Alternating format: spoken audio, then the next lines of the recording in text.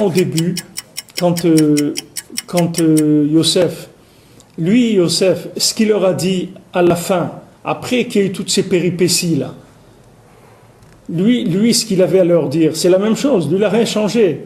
Lui, qu'est-ce qu'il leur a dit au début? Il leur a dit Ani Yosef, et après il leur a dit Ani Yosef, c'est-à-dire c'est le message, c'est le même.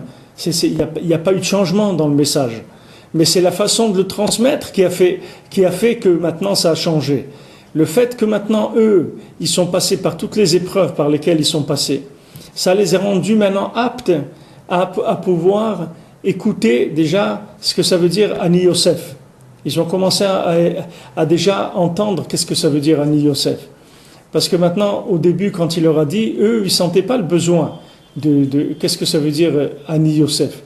Ça veut dire, ok, qu'est-ce que ça veut dire tu es le sadique de la génération? Qu'est-ce que ça veut dire tu vas être notre patron? C'est ça que tu veux être?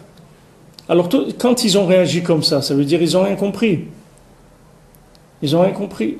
Quand maintenant Korach il vient, il dit à Moshe Rabbeinu, qu'est-ce que tu veux? Tu veux être notre patron? Bah, l'istarer alenu, qu'est-ce que tu veux? Tu veux être le patron sur nous? Mais il n'a rien compris. Il n'a rien compris. C'est pour ça qu'il parle comme ça. C'est parce qu'il n'a rien compris du tout.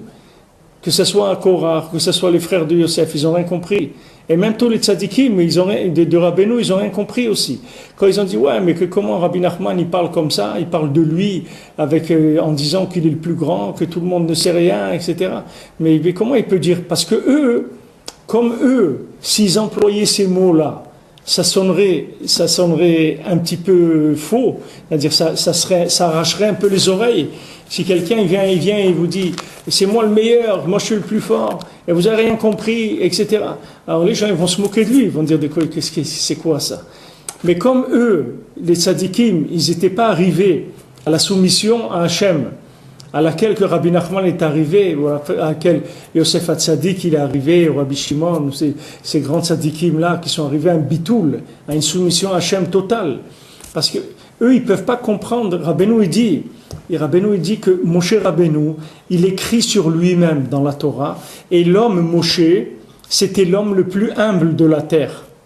Maintenant, quand vous dites à quelqu'un ça, il dit, mais attends, mais comment tu peux écrire sur toi que tu es l'homme le plus humble de la terre? C'est rigolo. C'est-à-dire ça fait rigoler.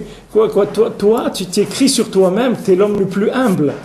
Mais c'est de l'orgueil de parler, de dire ça. C'est pas de l'humilité. Pourquoi les gens? Parce que les gens, eux, ils croient que Moshe Rabbeinu, c'est un Ben Adam comme eux. Ils savent pas que Moshe Rabbeinu n'existe pas. C'est pour ça qu'il peut écrire. Parce que, qu'est-ce qu'il écrit, Moshe Rabbeinu? Il dit, et l'homme, et vous savez, l'homme Moshe, c'est l'homme le plus humble du monde. Comme s'il parle de quelqu'un d'autre. Il parle pas de lui, parce qu'il n'existe pas. C'est ça que les gens, ils savent pas. Ce qu'ils n'ont pas compris, c'est que le tzaddik, il n'existe pas en tant qu'ego. C'est pour ça qu'il peut parler, le langage de quelqu'un qui a de l'ego. Parce que lui, il n'a pas d'ego. Lui, quand il dit, mon cher Rabbeinu, quand il dit, eh bien, il y avait quelqu'un, vous savez, c'était l'homme le plus humble de la terre. Et qui est-ce qui dit ça? C'est lui-même qui dit ça. C'est sur lui-même qui dit ça. Mais comme lui, il n'existe pas, c'est comme s'il parle de quelqu'un d'autre. Lui, quand il écrit ça, il ne ressent rien du tout. Si maintenant nous on écrit « Je suis l'homme le plus humble de la terre », alors c'est un sketch c'est un sketch, c'est-à-dire c'est un sketch de Fernand Reynaud, les gens ils vont rigoler. C'est-à-dire si vous faites ça dans un sketch, ça fait rigoler les gens. Et voilà, je suis quelqu'un de très humble, et ça fait rire les gens. Pourquoi? Parce que la personne elle a de l'ego. Mais quand le tzaddik il dit « Je suis humble », c'est pas jeu, c'est pas le jeu, c'est comme s'il parlait de quelqu'un d'autre. Parce que lui, il n'existe pas, il n'a pas l'ego.